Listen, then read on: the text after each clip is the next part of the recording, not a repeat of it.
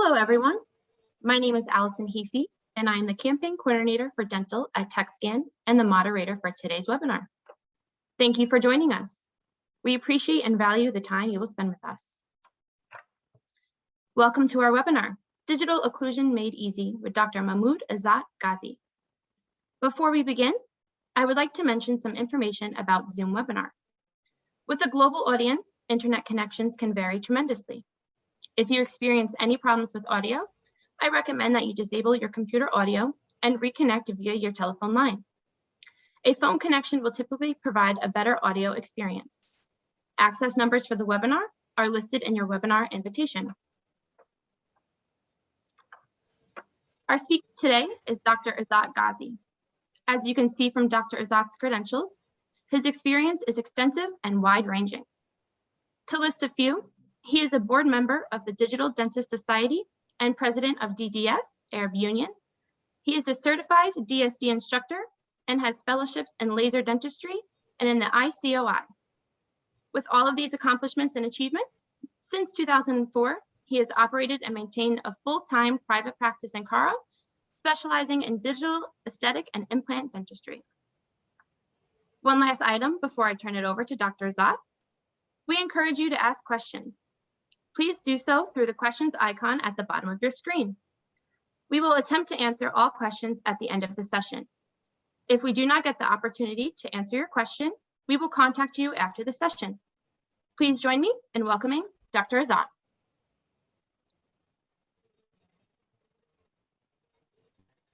So, glad to be with you all.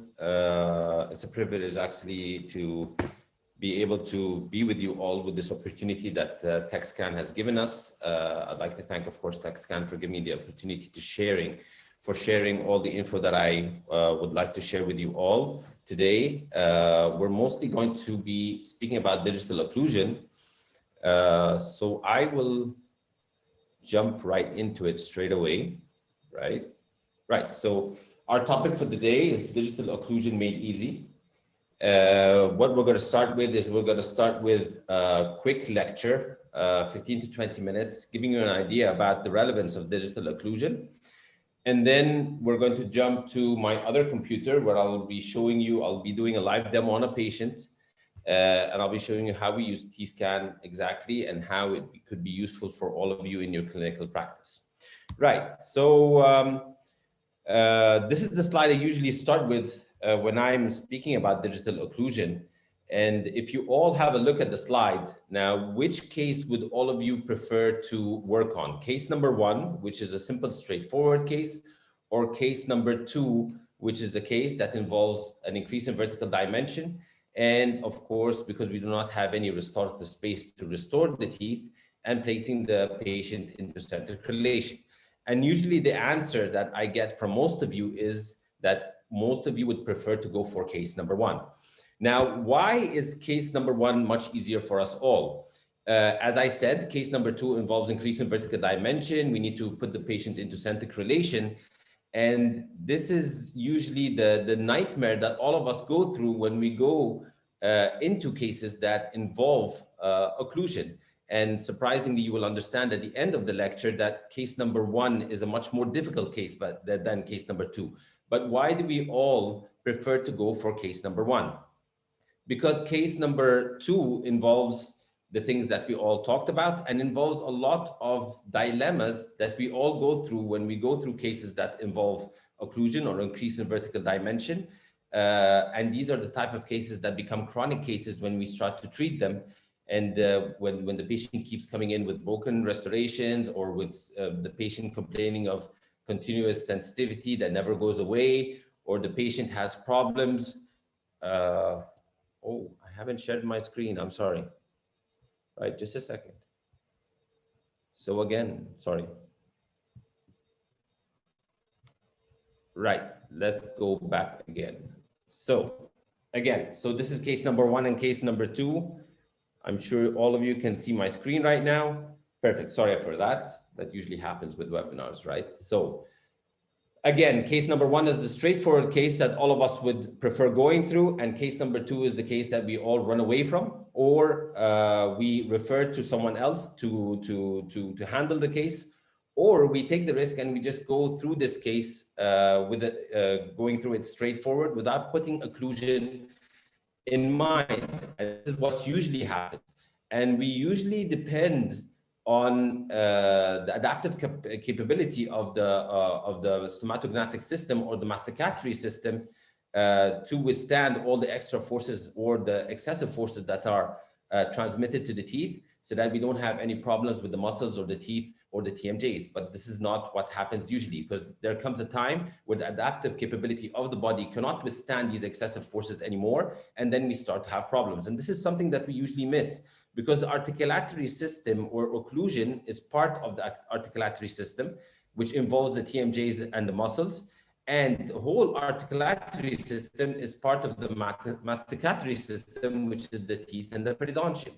So they're all interrelated with each other. So if you have one problem, or you haven't put in mind occlusion when you're dealing with these types of cases, you will have problems eventually when it exceeds the adaptive capability of the body. You will have problems with the TMJs and the muscles, and you might also have problems with the teeth and periodontium. It depends which is the weakest link. This is where it differs from patient to patient. So depending on where the weakest link is, you will start to receive problems in these areas, or the patient will start to complain of these problems. And if you look at the case on the right of your screen, this is a case I treated about 8 years ago. This patient came in and he wanted to go for, to change his smile, and we did 10 veneers for him from the upper premolar to the upper premolar.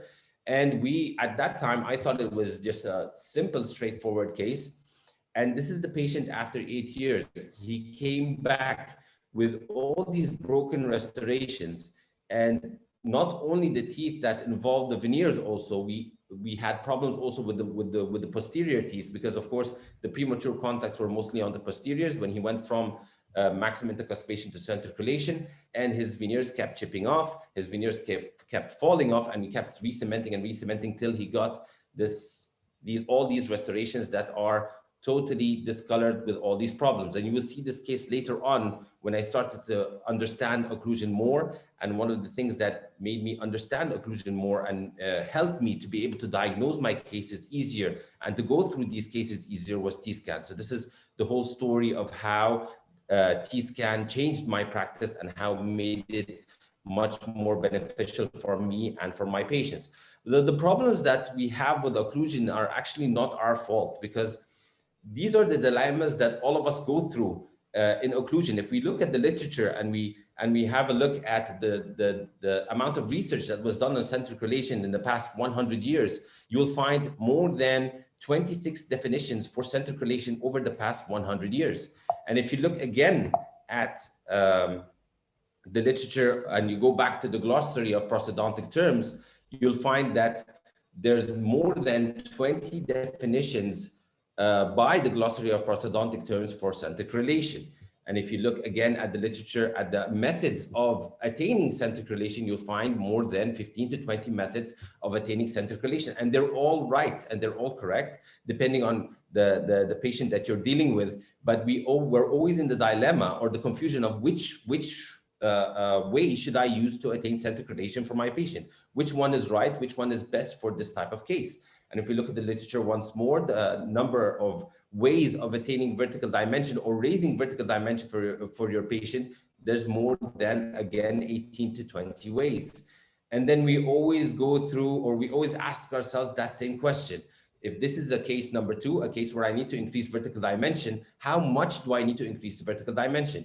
And which is safer for the patient? And should I do it sequentially or should I do it at once? These are all questions that we all ask ourselves. And if we go back again to the analog workflow that we use for these types of cases, for cases number 2, the amount of records that we need to take for these types of cases makes us at the end not use this sophisticated equipment, which involves phasebore records in the beginning, and then we have to go for a bite registration. Then we have to mount our models on a semi-adjustable articulator, and then we do our wax-ups. And after we do our wax-ups, we have to remount every time we change something in our patient's mouth. And this is, we usually go through all these steps of the Facebook record and mounting on the semi-adjustable articulator. But when it comes to remounting, we usually don't go through all that process because it's a headache, it's time consuming, and it's very difficult to go through all these steps for us and our lab technicians. And even if we do this as clinicians, our lab technicians surprisingly usually just take our models off the articulators and just handle our models without the articulator or all the records that we had taken. And even when you do all these steps, you still need intraoral adjustments to be done in your patient's mouth, because at the end, it is a semi-adjustable articulator and it will not give you all the information you need, or will not give you exactly all the patient's movements that are in the patient's mouth. So this is what made me start to think of other ways to make my life easier with these types of cases, because there came a time when I couldn't run away from these cases anymore, because these types of cases with tooth surface loss, as you all know, are increasing yearly. That's number one. And number two, the cases that I started doing aesthetic work for kept coming in all the time with chronic problems, and they became chronic patients, the type of patients that all of us hate. So I had to look for a solution for this. And mostly the solution for all of these problems was using a digital workflow. So let's have a look at how I came up with this digital workflow and how T-Scan helped me to complete this digital workflow in a much predictable and a much easier way, so that I can use this daily with every single patient that comes in, because it's an easy process and it's not time consuming as the analog workflow. So I started to ask myself why, and this is very important in dentistry, because there's a lot of times when we are taught things and we just take them for granted, and we don't ask ourselves, why are we actually doing these things? And when you ask yourself why, you can always find a different way or an easier way to do things. So I started to ask myself, why are we using Facebook records? So I went back to the literature, and the two main reasons why we use Facebook records is, number one, we want to attain the horizontal relationship of the patient's face so that we can align our models horizontally. That's number one. And number two is, I need to take a Facebook record so that I can mount my maxillary cast to the semi-adjustable articulator. And then I started to ask myself, so why, again, do I need this? Why do I need to mount my maxillary cast to my patient's TMJ or to the position of my condyles? Because I need the correct opening and closing arc when I need to increase vertical dimension on the semi-adjustable articulator. So the two main reasons that I need a Facebook record is to get the horizontal axis according to my patient's face. And the other reason is, when I want to mount it on my semi-adjustable articulator in the correct position when I need to increase vertical dimension. So I started to think of ways to replace all these procedures. And if we think of reason number one, why we need a Facebook record, the horizontal orientation. Now, if any of you have done smile design before, and this is something very common right now, the number one thing the number one step that we do when we're doing a smile design for a patient is we take a photo of the whole face and we start to adjust the horizontal orientation of this patient's face according to the interpupillary line and the intercommissure line. And therefore, later on, the lab aligns or registers your intraoral scan or your upper model to the patient's face, so it's aligned to the horizontal. So the first reason that I needed a face bow, I don't need anymore. I've done this using my smile design. So I started to ask myself again, how can I replace the face bow so that I can get the correct opening and closing arc of my semi-adjustable articulator? So simply, if you think out of the box and very easily, the best face bow or the best articulator, let's say, is your patient's mouth. So think of it very easily. Why am I raising my patient's vertical dimension on a semi-adjustable articulator, something outside my patient's mouth, when I can actually raise my vertical dimension in my patient's mouth?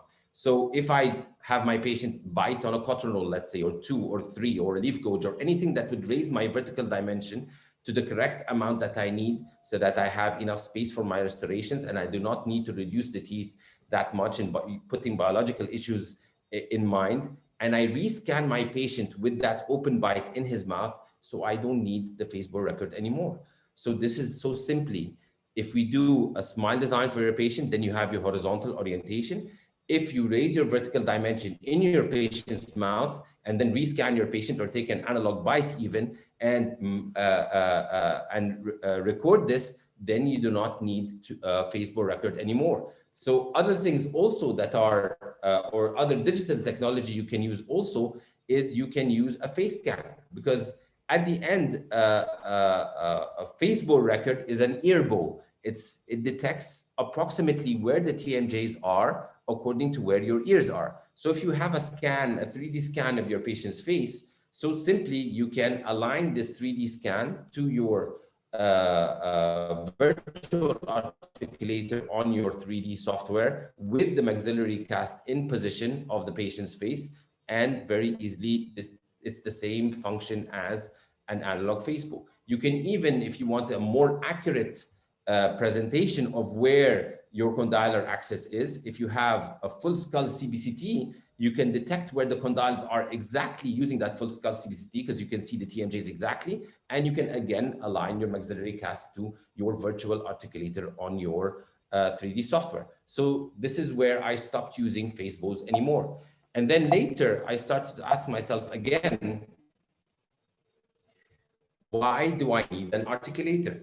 And what can I use instead of the articulator? The main reason why we need a semi-adjustable articulator is when you increase vertical dimension, you really need to have a 3D view if this increase in vertical dimension is enough for you or not. And it's very difficult to see this in your patient's mouth. So again, we can still do this on a 3D software. I can bring in my intraoral scans, my upper and my lower, with my patient's normal bite, and I increase my vertical dimension haphazardly. Okay, it's not accurate here at all because I do not have a Facebook record here or a face scan. I have not registered the face scan or the patient's full skull CBCT to my virtual articulator. I'm going to do a haphazard increase in vertical dimension, which would be enough for my wax up or my virtual wax up that I've done on the software. And on that virtual increase, I then fabricate or design a jig that maintains this vertical dimension. I place this jig in my patient's mouth, and then I record my new vertical dimension using my intraoral scanner. So again, I do not need my articulator anymore. But then you would ask me, but the articulator, the semi-adjustable articulator, the main, let's say, advantage of having a semi-adjustable articulator is you can detect the patient's movement of the mandible when you take your lateral records, right? And you can detect the movements of the mandible, and accordingly, you can adjust also your eccentric loads on your restoration. And this is where T-scan comes in to replace the need of this once more, because I can very easily, instead again of using something outside my patient's mouth to detect my patient's mandibular movements, why not use my patient's mouth himself? So again, instead of doing my wax up and then doing everything in temporaries and putting it on my semi-adjustable articulator and adjusting it and then readjusting it in my patient's mouth, just do your wax up on your 3D software, okay? And then accordingly, put the temporaries in your patient's mouth and use your patient's mouth as the articulator. But then you tell me there might be so many adjustments that I need to do in my patient's mouth because I didn't have the movements from the beginning. And this is where T-scan comes in, because it detects all the premature contacts and all the problems I have with the patient's occlusion, which are usually minimal, okay? And this you will only see when you use T-scan. And then I can adjust this very simply. And once I have adjusted or done all these adjustments, I can copy this to my permanent restorations. So let's see how this is done using a case that I've documented so that you can all understand the workflow from the beginning to the end. So step number one is when we start occlusion diagnosis. This is where we start with our patient, and this involves diagnosing the TMJs, the muscles of mastication, the patient's teeth, and using our T-scan as a standard record for the patient's occlusion so that we have a baseline and we know where we're starting from. Step number two is where we bring in the smile design, or we do a smile design for our patient, and we integrate function with it. Step number 3 is when we deprogram the bite, putting the patient into centric relation and increasing the vertical dimension in the patient's mouth. Then we register and record this new vertical dimension and centric relation using our intraoral scanners. Step number 5 is where we do or fabricate our transitional restorations in this new position. And this is where T-scan comes in once more. And we start to detect the problems we have with the patient's eccentric movements and our static and dynamic occlusion. We adjust everything on our temporaries. And then the last step is where we copy all the adjustments we've done on our temporaries to our final restorations. So let's go step by step for how this is done. So step number 1 is where I start my occlusal diagnosis. And this is a very important part because this is usually the problem that we all have. We all come to a position where we ask ourselves, where should I start? Or what should I do with this type of case or with this type of patient? So we always need to categorize our patients. So there's a way to categorize your patient. So category number 1 is patients who have no signs of occlusal instability, meaning they have no tooth wear, no tooth mobility, no migration, no abfraction lesions, no split or broken teeth, no fractured restorations, no muscle pain, or lateral pole issues with the TMJ. And these patients need minimal restorative work. These are categorized as category number 1, and usually these patients are restored in maximum intercuspation or in their habitual bite. Category number 2 are cases that have signs of occlusal instability related to teeth and muscles, tooth wear, mobility, migration, all the things I just said, abfraction lesions, split or broken teeth, fractured restorations, muscle pain, or lateral pole issues. These patients have to be restored in centric relation. And these are the patients usually that need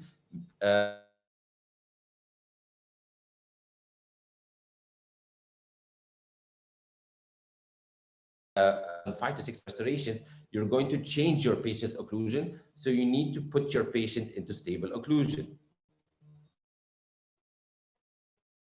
I got there.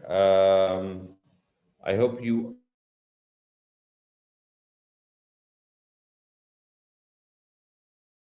Category number 1 are that have no stability and in maximum intercuspation.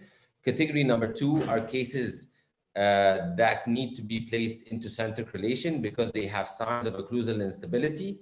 And category number 3 are cases that have signs of stability related to the patient's TMJs, which are usually degenerative joint diseases or medial pole issues. And these patients, again, need to be put into centric relation, but their TMJ issues need to be treated using splints first.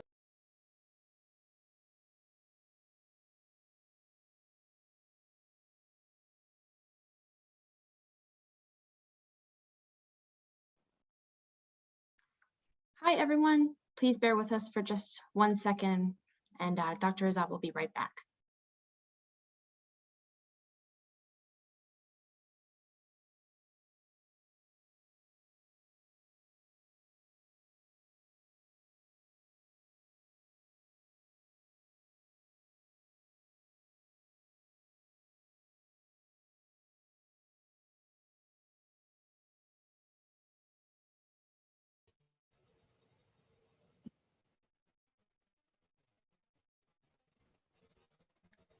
Awesome. It looks like Dr. Ezzat is getting back online.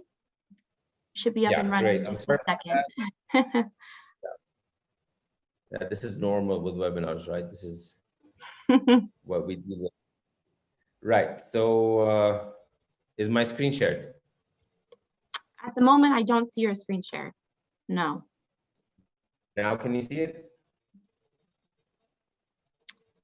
Just giving it a second. I still don't think it's up.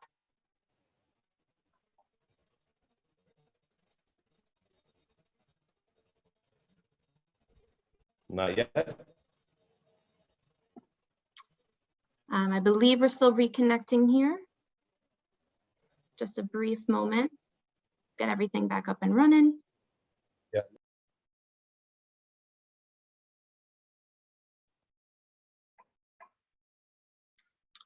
Well, while Dr. Ezzat is currently reconnecting, you can throw any questions that you have in the Q&A down below, and we'll be sure to address those at the end. Yeah, so I'm back again. Dr. Ezzat, if it's easier too, you can stop your video and just screen share. That might help a little bit with the connection. Okay.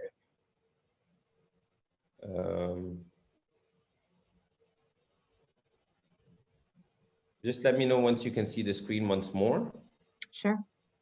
We're not there yet. We're working on it.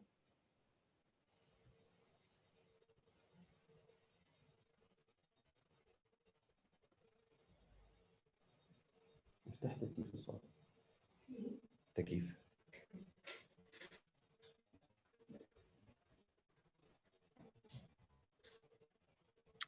Do you want to try turning off your video and seeing if that helps with the connection? Yeah. So there, I've stopped my video.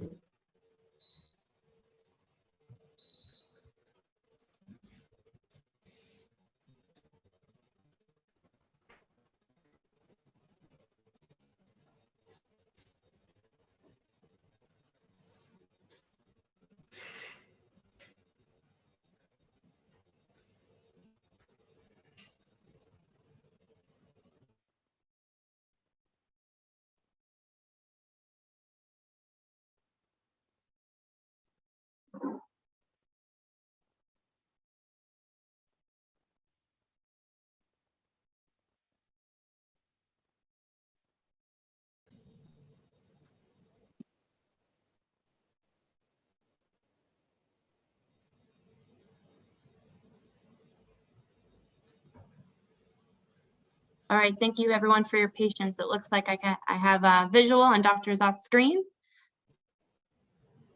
Right, you can see my screen now? We can, yep.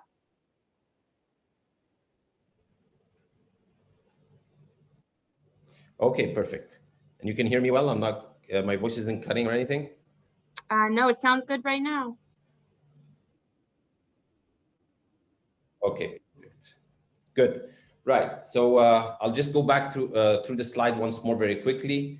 Category 1 are cases that have no signs of occlusal instability, healthy TMJ, and these are cases that we treat in maximum intercuspation, meaning their original occlusion or their original bite. Category 2 are cases that have signs of occlusal instability, and these cases we treat in centric relation. And please put in mind that these are not symptoms, these are signs, so you have to look for them. Usually patients do not complain of these problems. And category 3 cases are patients that have TMJ problems as medial pole issues or degenerative joint diseases. And these are cases that we restore once more in centric relation, yes, but we have to stabilize the joints first. So we call that position adaptive centric posture. So after that, this is when we start to take our baseline record for our patients. So this is where T-scan comes in. So we use T-scan in 3 stages during the treatment phase for every patient, during the diagnostic phase and during the temporary restorations, when you have the temporary restorations in and we've adjusted everything. And then after we've copied everything to our permanent restorations, after we inserted our permanents, we just recheck everything with T-scan, making sure that everything is exactly as we adjusted using our temporaries. So this is a scan of a patient, before we start the treatment. Now, if you just have a look at the scan that we have using T-scan here, and just very quickly, because you will understand this when we're doing the live demo, I will explain each and every single step how this is used. If you look at the digits that you have here on the left, you have 72% of your bite on the left side and 27% of your bite or the bite force on the right. And you can see this kite here. It shows that the distribution of forces are mostly towards the left. And if you look at this graph here, you'll find that most of this patient's premature contacts are at the 226 and 227. So T-scan here is showing us exactly where the excessive force is, where the premature contacts are, and also the distribution between the right and left of the arches. With this also using with time and how the bite will change through our time interval. So this is force also by time. Now, and this is a huge advantage because this is a problem that we all usually have with articulating papers. Now, if I place an articulating paper in my mouth and I bite on it and every one of you have a look at my premature contacts, you might all agree where the premature contacts are, but every single one of you, when you come and adjust this premature contact, everyone will adjust the premature contact in a totally different way or using different forces. amount of reduction.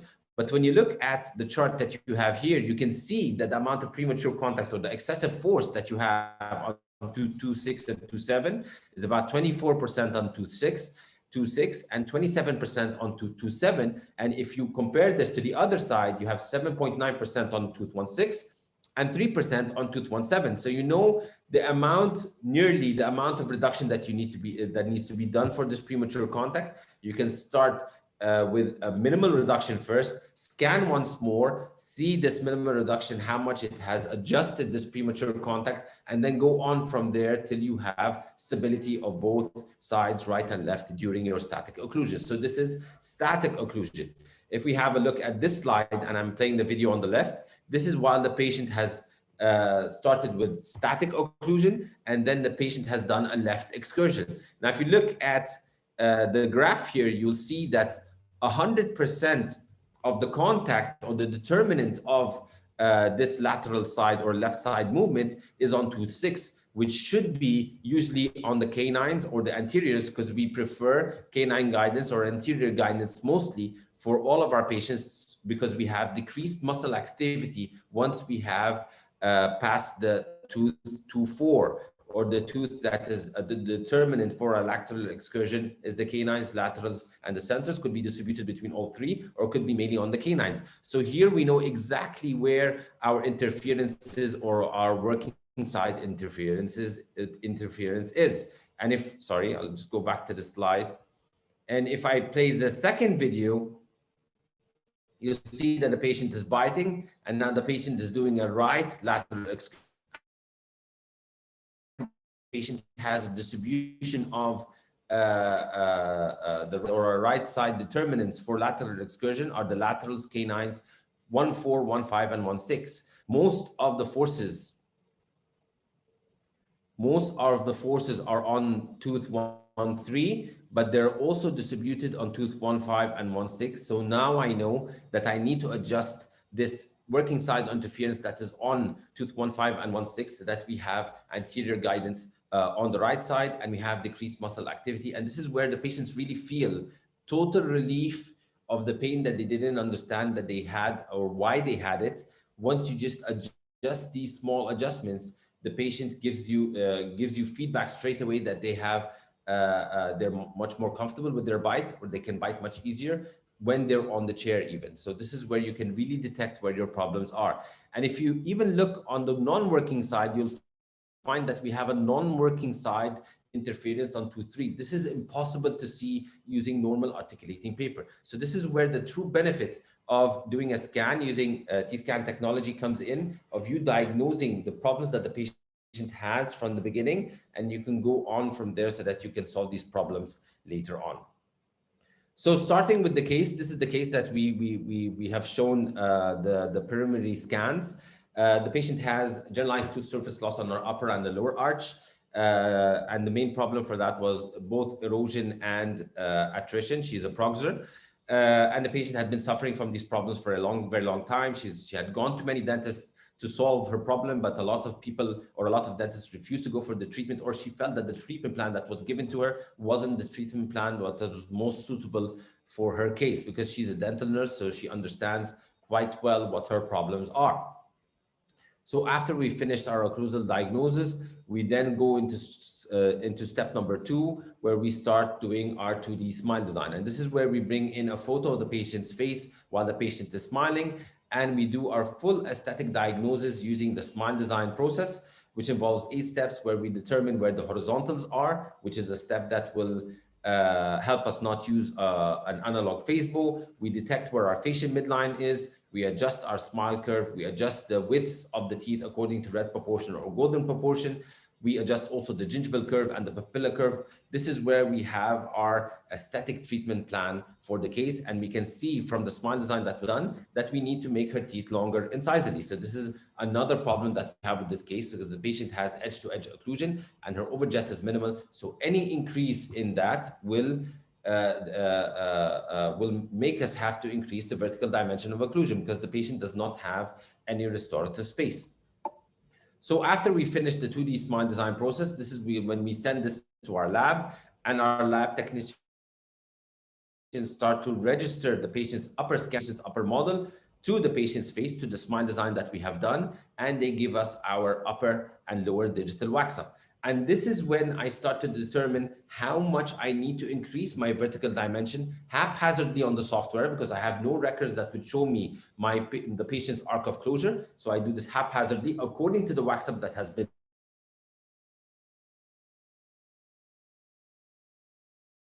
done. Okay, and this is we reach an aesthetic, functional, and biological treatment plan for the patient, where we put all of these in mind so that we have a foolproof treatment plan. Because as we know, in any treatment plan that we do, we have to weigh between the aesthetic, functional, and biological issues. We do a mock-up for the case first, of course, to show this to our patient, to motivate our patient. And this is where we start to deprogram the bite. So as I said, we have virtually increased our vertical dimension according to the wax up that has been done for the patient. And according to this virtual increase in vertical dimension, we start to design a digital deprogram. So this is where digital technology comes in, and digital softwares, of course, and 3D printers. The main idea of the digital deprogrammer is I have raised my vertical dimension haphazardly in the patient's scans on the software virtually, right? So I know this is enough space for my restorations, putting in mind, of course, biology, that I do not need to reduce the teeth excessively. I'm putting in mind also overjet and overbite, because this is my main determinant, or to the extent of increase that I can do in my vertical dimension. Accordingly, I design this digital deprogrammer, and this for a leaf gauge if you're more familiar with those appliances. And the main point of digital deprogrammer is we totally free our occlusion, right? So that our muscles of mastication, especially the lateral pterygoid muscle, relaxes, and the mandible automatically falls into centric relation. This is the whole point of the digital deprogrammer. So once more, the whole point is we disocclude all the teeth so that our muscle activity decreases totally, or is mostly at zero. The muscles will totally relax, the lateral pterygoid muscle will relax, and the mandible will fall automatically into centric relation. But the difference here is that this digital deprogrammer is also, the bite plane is adjusted or designed according to my new vertical dimension. So once the patient comes back after 1 week, usually we have our patient wear this digital deprogrammer from 8 to 20 hours a day for 1 whole week. The patient comes in with the deprogrammer in his or her mouth. And once we see the patient, we'll find the patient in centric relation in our new vertical dimension.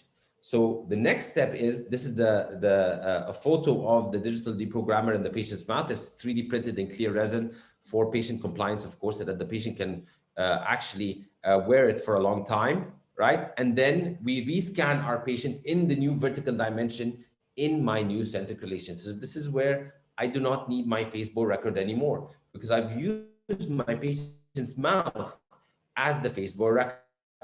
Now, something I want you to always also put in mind is, once we increase vertical dimension of occlusion, so every increase in vertical dimension, there is also an increase in overjet. So we have a ratio where if you increase 1 millimeter in the posterior, at the most posterior tooth, you will have an increase of 2 millimeters of overbite at the anterior tooth. And this is translated as 3 millimeters at the incisal pin, and with also 1.3 millimeters of overjet, and this is approximately, okay? So this is where the whole idea is, once you increase vertical dimension, you're not only increasing vertical space, you're also increasing overjet. You're not only increasing overbite, you're increasing overjet also. And this is something I already suggested, that our limit to the increase of vertical dimension is when we reach a suitable overjet and overbite for the case, so that we can have ideal occlusion for this case. So if we put this in mind, if you have a class 3 case, right, and you increase vertical dimension, this is the case where you can increase vertical dimension to a maximum, because the more you increase the vertical dimension, the more suitable overjet you will have, right? Overjet and overbite. And however, with a class 2 case, this is where it's risky, because the patient has excessive overjet, and you will need to increase the vertical dimension to a minimal, because with every 2 millimeter increase of overbite, you will also have a 1.3 millimeter increase in overjet. So it's this method of or the maximum or the most we can increase in vertical dimension is usually with class 3 cases. Class 1 cases is where you can increase to a mid extent, and class 2 cases is where you can only increase vertical dimension to a minimal, right? So if you have a look at this case, this is a case that you will see results at the end. This is a class 3 patient, okay? And when you look at the digital wax up, there's no space for the restorations at all, of course. And once we increase the vertical dimension, look at the more suitable overjet and overbite we are able to give our patient, right?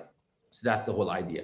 Now, this is where you all ask yourself, how much is enough to increase vertical dimension? Now, if you look at all the literature, the recent literature, most literature is directed towards that we utilize VDO that permits the minimum amount of dental treatment to satisfy aesthetic, functional, and structural patient needs, meaning we're always looking at the most restorative and biological convenience for the patient, and we can increase vertical dimension to up to 4 to 5 millimeters with no problems at all. And we usually increase vertical dimension at once. We do not do this sequentially anymore. So the key point that I want you all to understand is increase vertical dimension till you have the best restorable, till you have enough restorative space, and putting biology in mind so that you do not need excessive reduction for the teeth. And of course, the extent of increasing vertical dimension is usually where you have the most suitable overjet and overbite, because this is always a question that most of you ask. So once I have this new vertical dimension and the patient is now in centric relation, because mostly these type of cases are category 2 cases where they have occlusomuscular problems, and I need to place this patient in the centric relation. So now I've attained centric relation and my new vertical dimension using the digital deprogrammer. This is the time where the patient comes in. I just rescan my bite very quickly, and this is where the main advantage of intraoral comes in, because you can very easily record 2 to 3 to 4 to 5 bites for any intraoral scan already saved on your software. So in 30 seconds, you are able to very quickly scan your patient and attain your new vertical dimension and centric relation.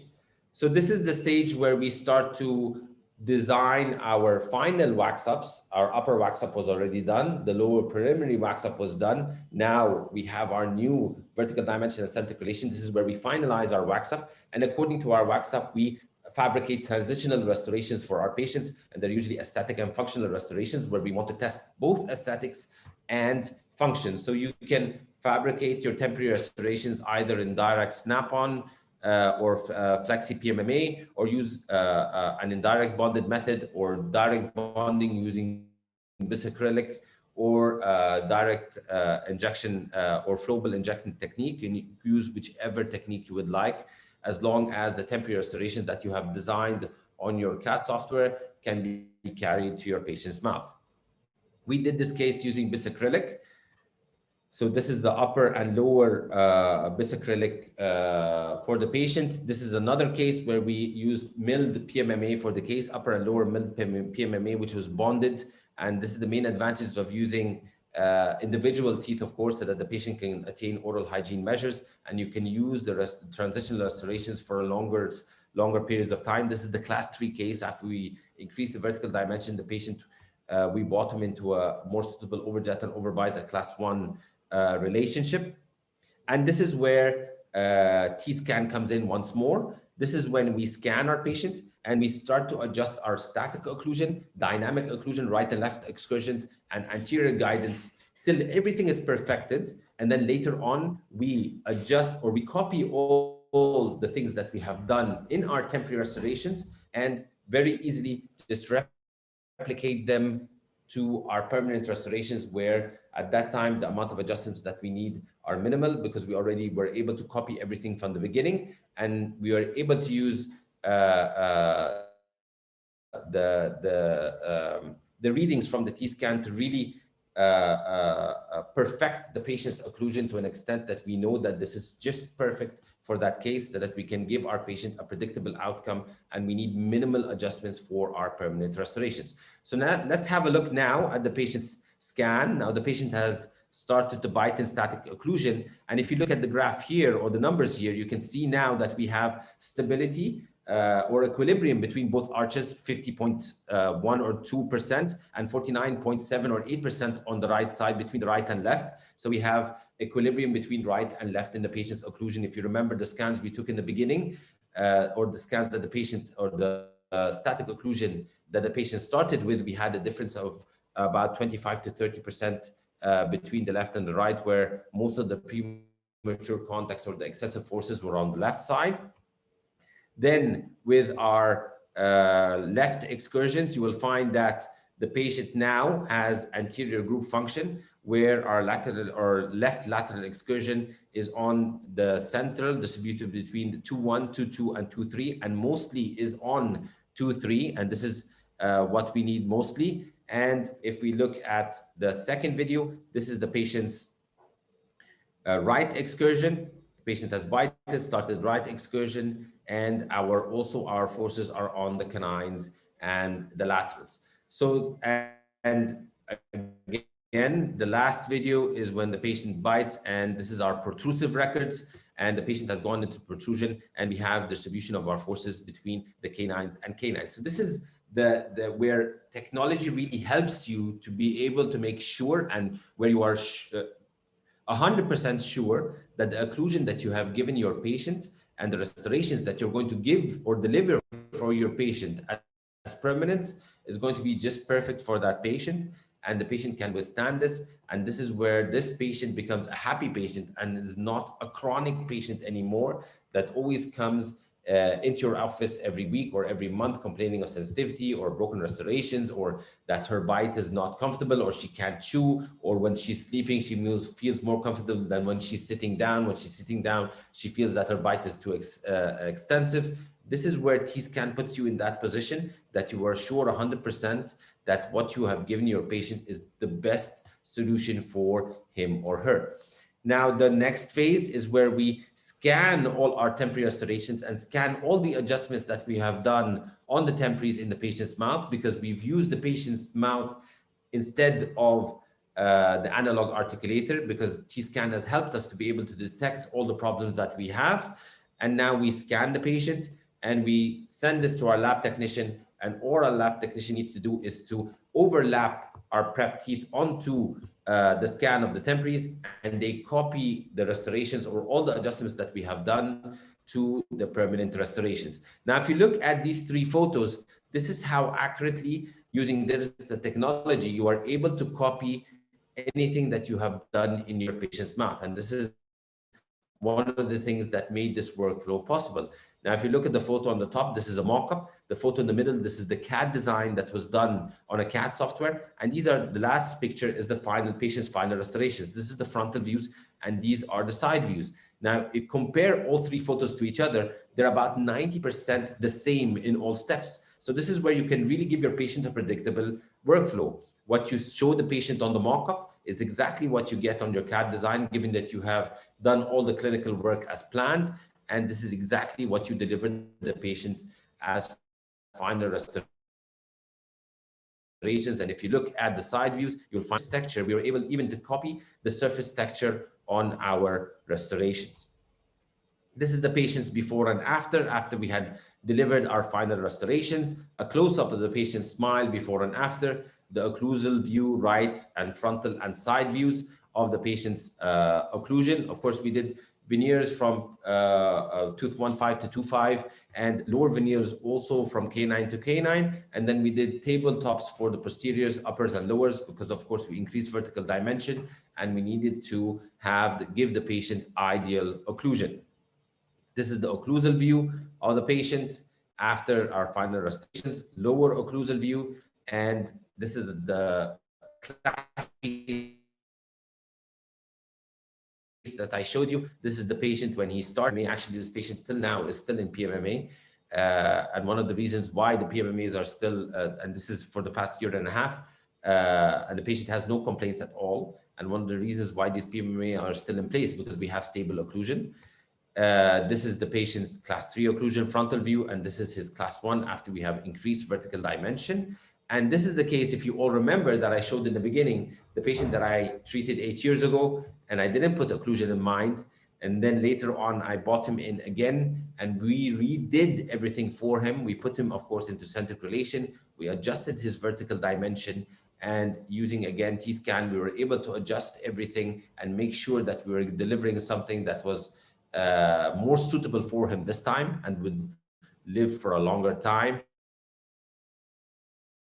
And we were able to give him a better look and a better smile, and of course, better full mouth rehab case with full arch implants, which is another advantage where you can use T-scan, because usually when you have a mixed dentition between teeth and implants, you usually want the forces, as soon as the patient starts to bite, you want the forces to fall on the teeth first, and then later on the implants, and for them to be distributed very well between the implants and the teeth. And you don't want any excursive forces on the implant as much as possible, unless you have full arch implants, of course, then you need to distribute it equally between all these teeth. And of course, people or dentists who restore these type of cases understand very well how occlusion is your biggest nightmare with this type of cases, and usually the main reason for your failures with these types of cases. And this is the patient's close-up of the before and after. And if you would like to conclude very quickly, the message I want you to all go home with is open the bite and do not be afraid to open the patient's vertical dimension, as long as this is putting the patient in a better restorative situation and better biological situation, so that you do not need to reduce any more of these teeth that have been already worn down. Balanced posture before dental work. Always test drive the new intermaxillary relationship using temporary restorations. Do your smile design before treatment planning, because this is part of your treatment planning process. Intraoral scanning, of course, is an advantage right now, which made part of this workflow possible. Of course, to use digital technology, you always need to think analog first. You really need to understand occlusion. You need to understand all the other determinants of dentistry. Of course, you need to be a good general dentist to be able to use digital technology efficiently. The future of digital dentistry, of course, is digital natural restorations, as you saw. Digital overlapping and copy-paste principle is one of the things that made this possible. Simulate in 2D and replicate in 3D. And the last conclusion, or the takeaway message that I'd like you all to go home with today, and we're going to still complete with our live demonstration on a patient, is use T-scan in every single step possible, because this is what is going to give you a more predictable outcome for your patients. We use T-scan when we diagnose our case, so that we have a baseline record. We use it once more when we have our temporary restorations in the patient's mouth, and we use it lastly when we have our permanent restorations installed, just to recheck that everything is as pre-planned on our temporary restorations, and to make sure that everything has gone well. So this is the end of the lecture, and I will leave you with my contacts right now, so that if anyone wants to ask any questions at any time, of course, we will start our Q&A at the end of the meeting. I'm just going to connect my Windows laptop to the meeting, so that you can all see exactly what I'm going to do with the patient. So just give me 2 minutes to do this.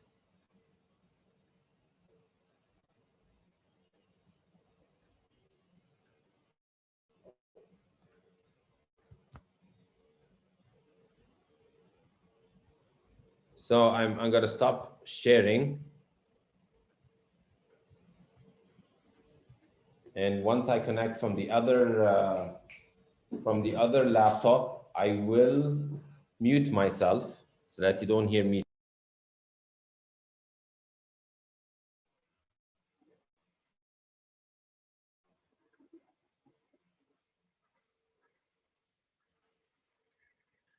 Right, so I've connected once more. Sorry.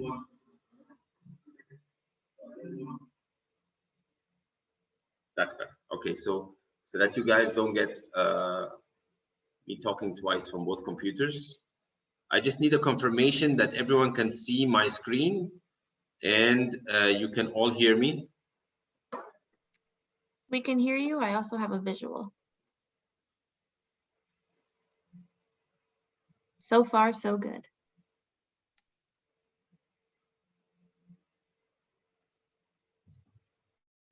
Right, so let's start with the live demonstration.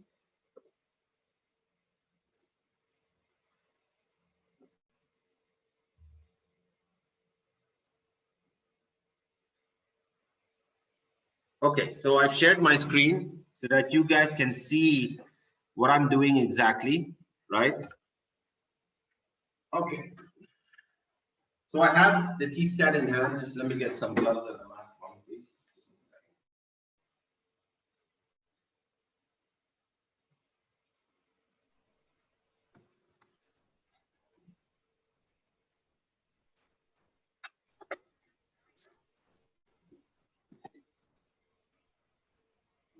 Okay, so I've already pre-scanned this patient, but I'll show you the whole workflow or what's going to be done with the case from the beginning to the end. Okay, so right there.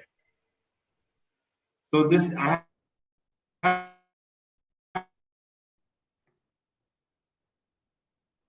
my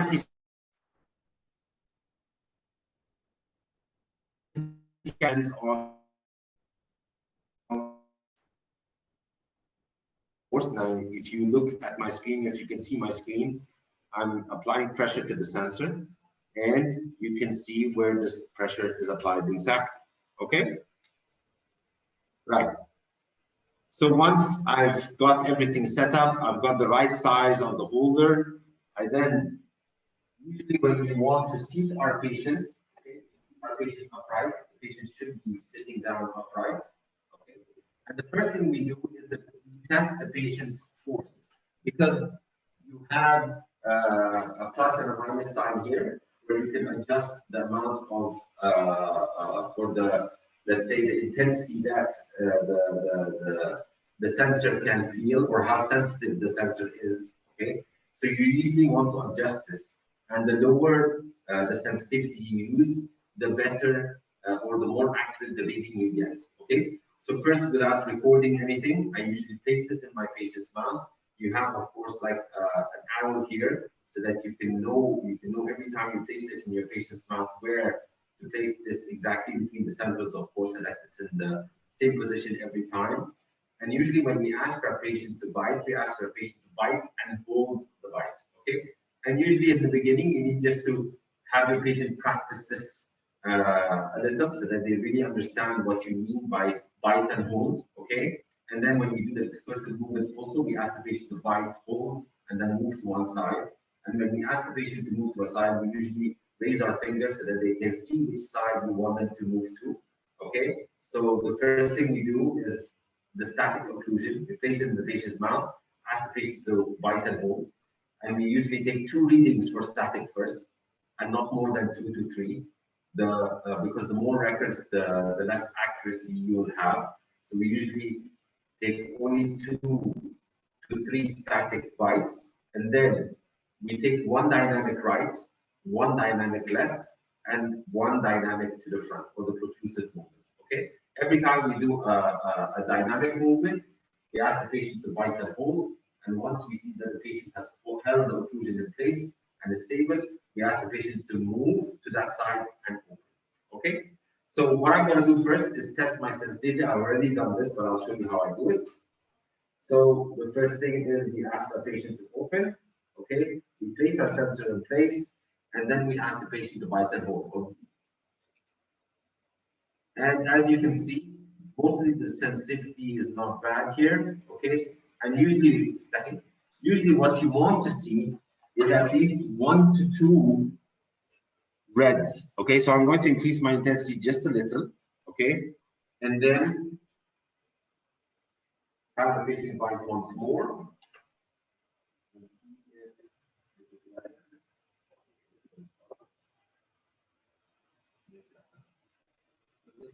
Mostly red. So once you have 1 to 2 maximum of red graphs that show premature contact, not more than 2 to 3, this is usually a better intensity for the case. Okay, so then I will start to record. Okay, now I press the button. I'm going to place it in the patient's mouth, and patient to bite and hold, or the sticky.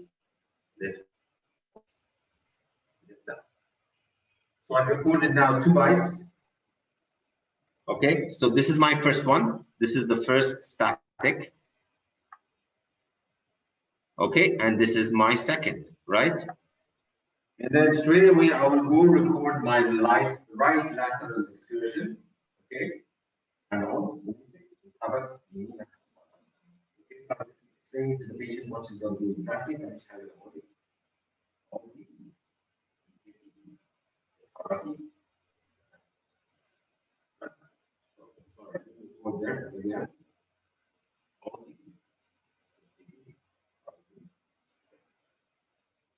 Right.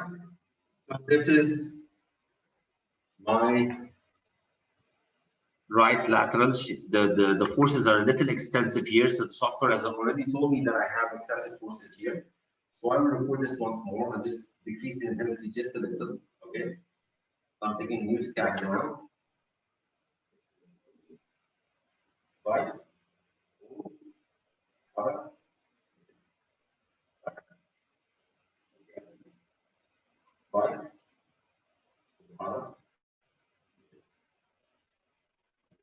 That's my first recording. And I will take my second. I still have increased intensity here. So I will increase intensity once more. Take the new scan, increase it, taking the forces. Right.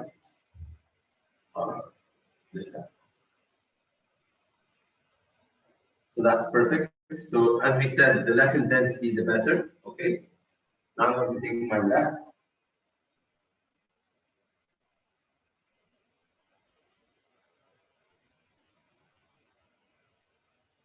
One thing.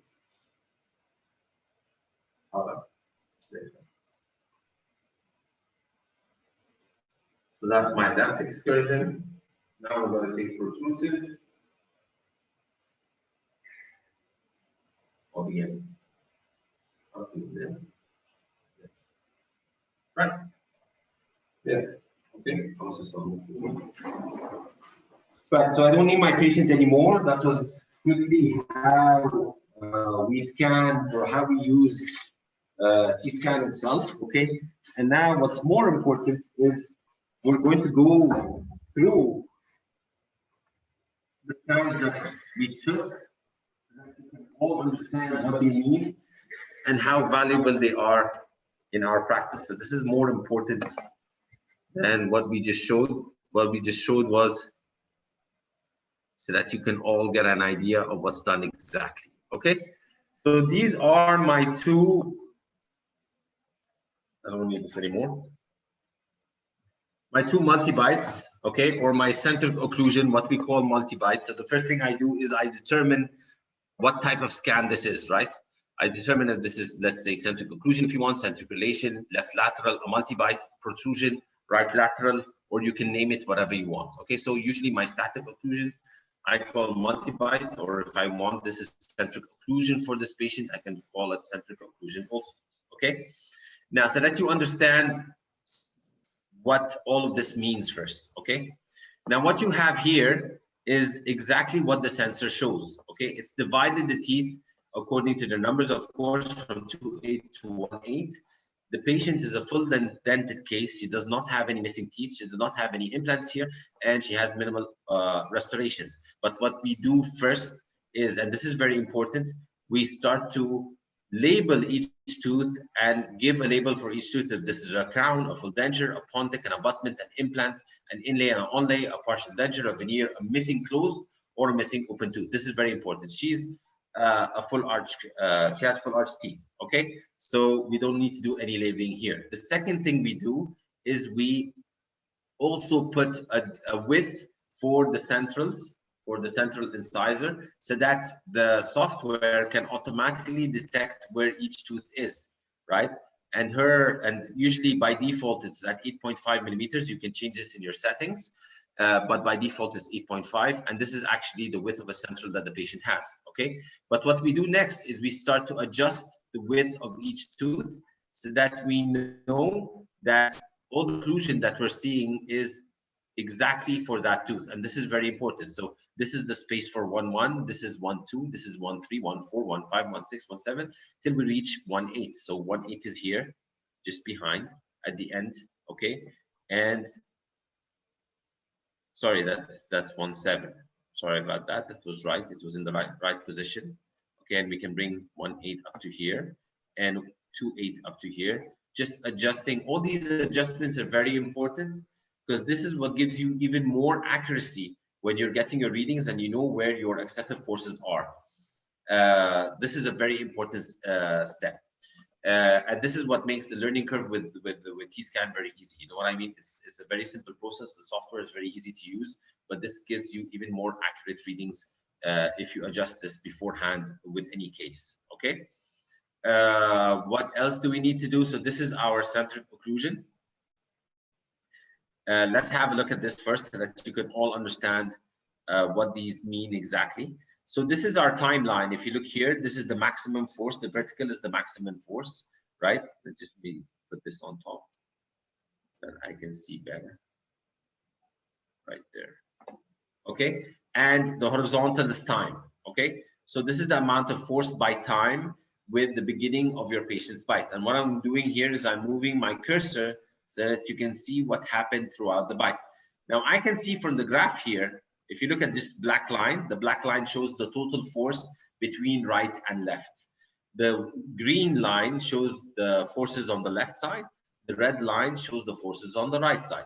And the black line again is the sum of both forces. Now, if you look here, what it shows here is as the patient started to bite, okay, she started to bite to give more force on the left than the right because the green line is higher than the red.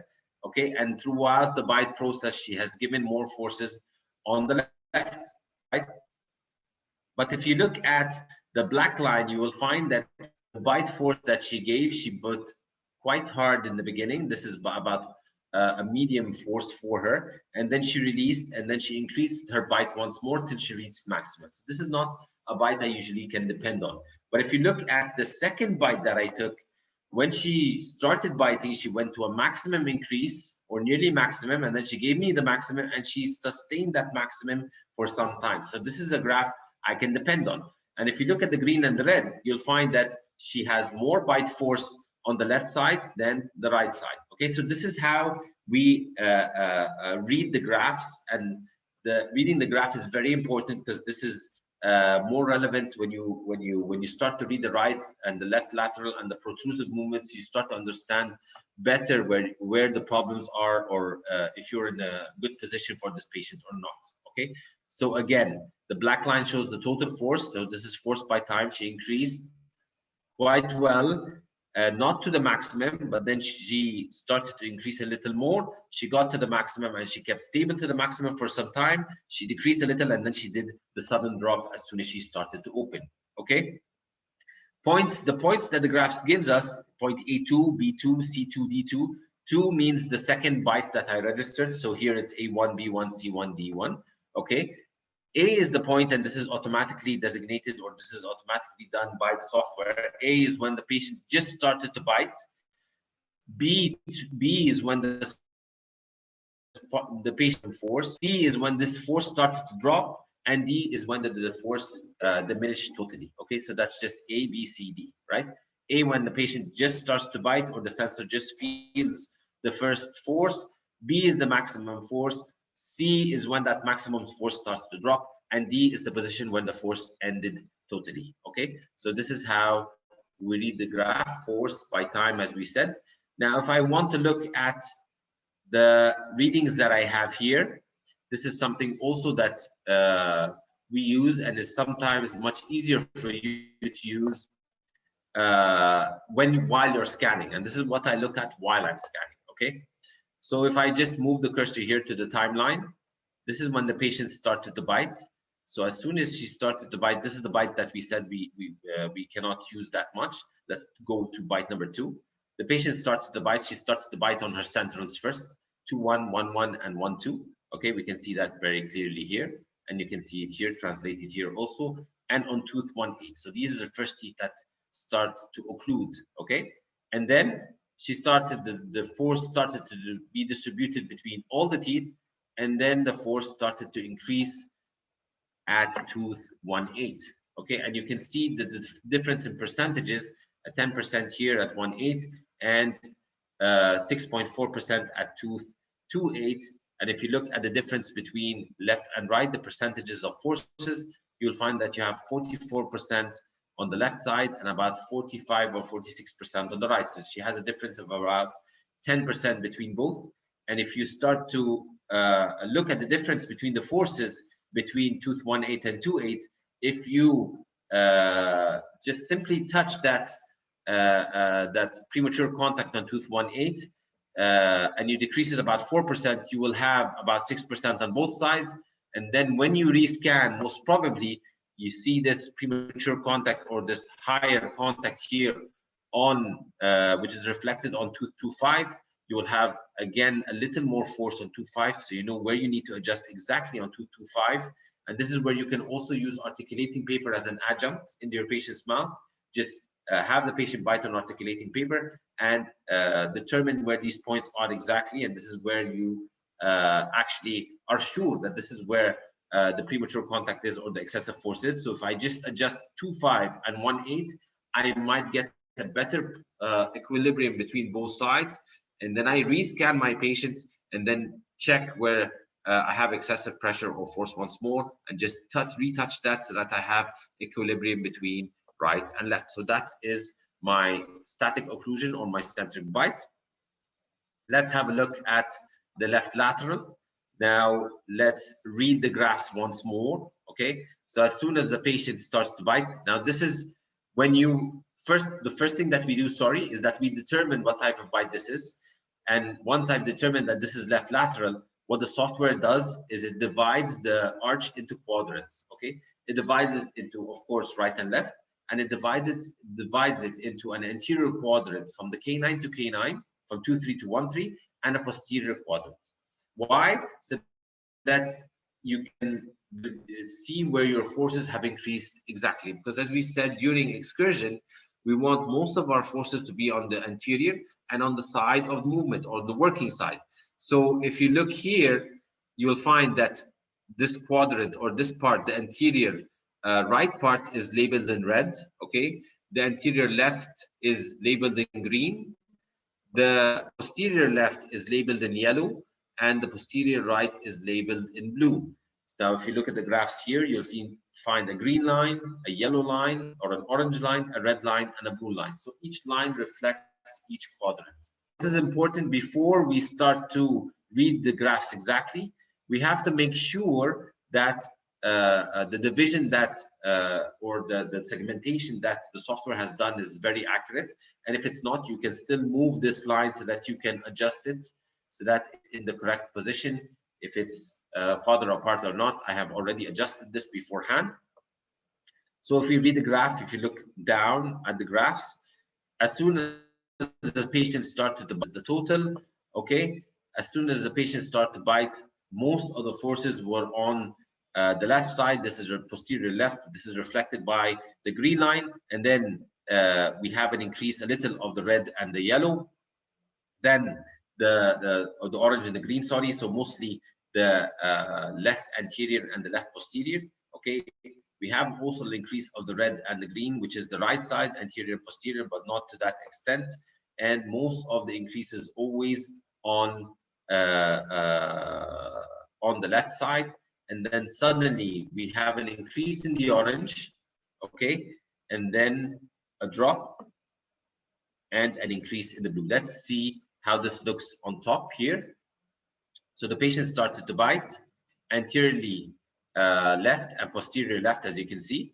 This is the, you can see by the kite, this red kite shows you exactly where the force is in which quadrant exactly. And then you have an increase a little in the right posterior, a little increase in the right anterior, and the patient is going to start to move. And once she moves to the left, we have most of our excursions are on 2-6, 2-4, and 2-3, right? And then everything drops totally. And we have a slight increase or a non-working side interference, but this is not relevant because the patient had already released from the left side, from the left anterior. So mostly our determinant for her left excursion is tooth 2-4 and tooth 2-3, right? You can see this here.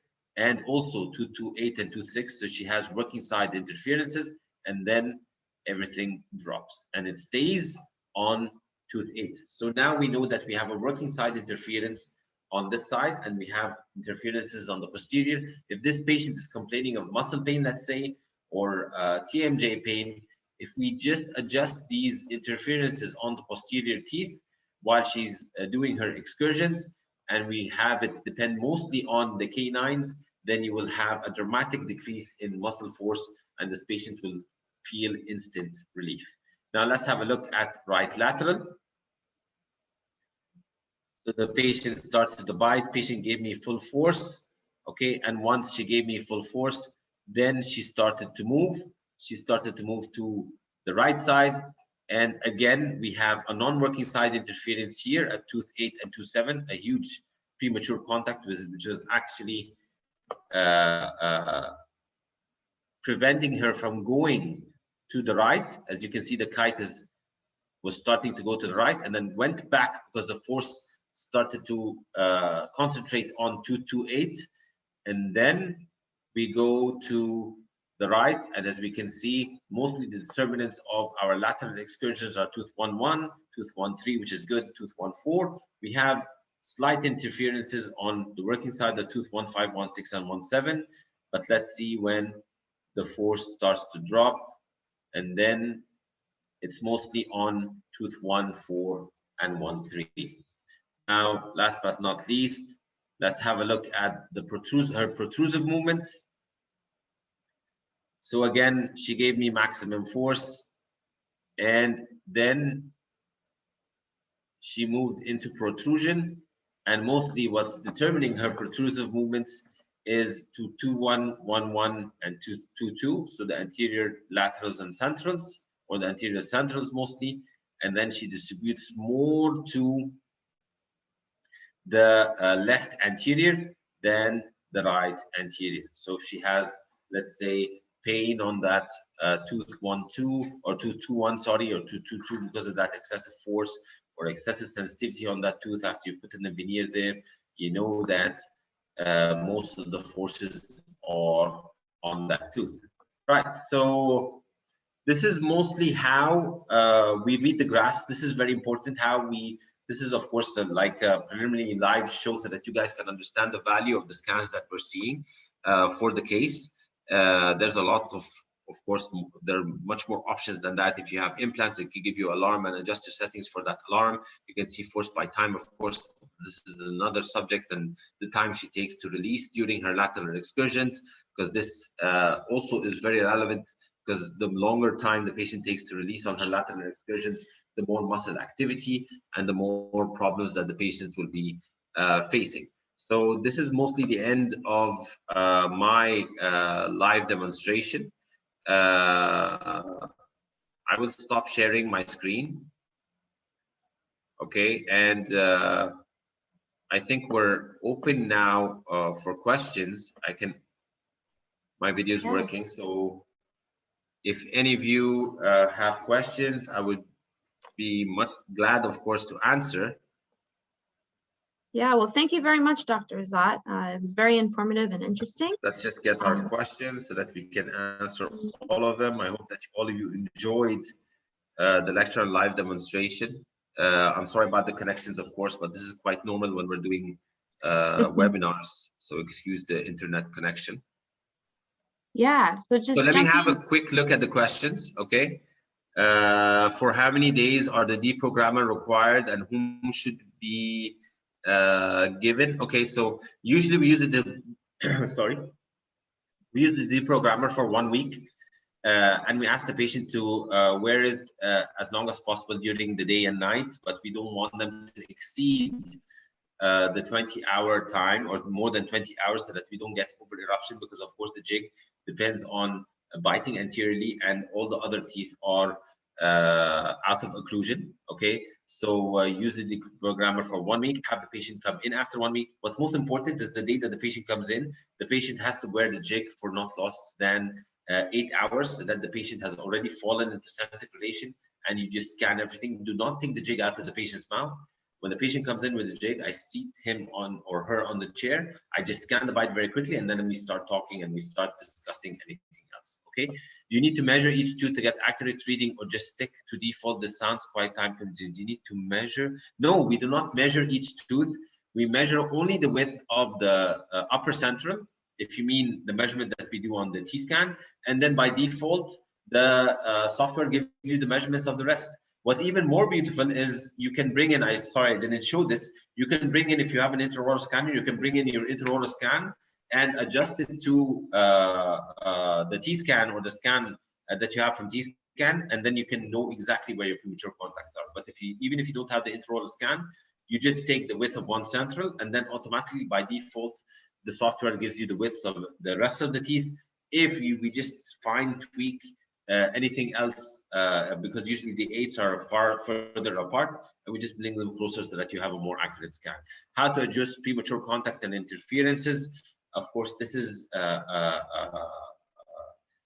another topic, but usually what I use is a red stone, so that the amount of adjustment that I need is minimal. Okay. And of course, I read the graphs very accurately. I look at the percentages and the different percentages between both sides, and accordingly I start to adjust, and then I rescan to make sure that the adjustment that I have done is adequate or not. I love that workflow. Thank you very much. A question: do you think we can use the T-scan to adjust TMJ splints? Of course, T-scan. One of the most valuable things that we use T-scan for is to adjust TMJ splints. Especially when you need to put the patient, especially when you're using a Michigan splint, for example, and you need to put, or a Tanner splint, when you want to put the patient to ideal occlusion, this is a must that you have to adjust this using T-scan, so that you have equal and stable contacts that are distributed between all the teeth, and you have anterior guidance on your canines through the RAM that you use on the TMJ split, 100%. And thank you. I'm glad that you enjoyed the lecture. I appreciate your vast knowledge on this subject. Thank you very much. Thank you for an enjoyable lecture. Thank you. Though it is complicated. Well, occlusion is complicated, and of course the time that we have is minimal. But what I was trying to do is not complicated as much as simplify it for you all. But usually this is how occlusion is. I was just trying to show you that there's a better way of doing things. There's an easier way of doing things, as long as you have the right equipment and you're using the right technology. The interpretation of the graphs was fabulous. Thank you. I was taught, and this is like an acknowledgement that I was taught by Robert Cushton how to read the graphs, and this is something that I thank him for teaching me, because he is a very good teacher. And it actually changed totally the way that I use T-scan. It made me understand really the true value. Hello, doctor. Very nice presentation. Thank you. I want to ask if there is an option to integrate the intraoral scan with the T-scan. Yes, there is. I'm sorry that I didn't suggest it from the beginning. Thank you very much for saying very well knowledge. Thank you for listening. Thank you so much. Good presentation. Thank you. Right. 9 questions. I hope that you all benefited from the lecture and live demonstration that we were able to give you today. And if you have any questions, please feel free to ask or to send me at any time. I think you guys already took a snapshot of my contacts. I'd love to answer any of your inquiries. And thank you very much. And I'd like to thank T-scan once more for giving me the opportunity to be with you all. And I'm glad that all of you stayed throughout the lecture, which is something not very common with lectures on occlusion. So thank you, and see you all later. Thank you very much. Yes, thank you very much, Dr. Ezzat. We appreciate it. And just as a reminder, we will be sending a recorded session, so you can either watch it again or you can share this with your team. Thanks everyone for attending.